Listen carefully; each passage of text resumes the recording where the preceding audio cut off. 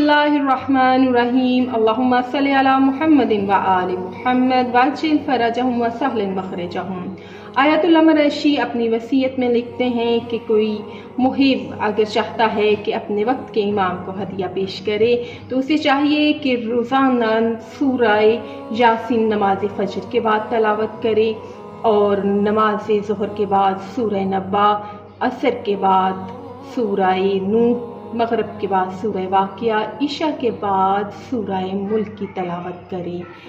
اور اپنے وقت کے ہر امام کی خدمت میں پیش کرے۔ یہ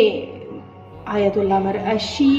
خود امام زمانہ عجل اللہ تعالیٰ فرجہ سے نقل فرماتے ہیں، اور فرماتے ہیں کہ یہ ایک بہترین عمل ہے کہ جو چاہنے والا اپنے وقت کی امام کی خدمت میں پیش کر سکتا ہے۔ دعا ہے کہ پروردگار عالم ہمیں رسول خدا صلی اللہ علیہ وآلہ وسلم کی آل کی معرفت اور ان کی محبت عطا فرمائے۔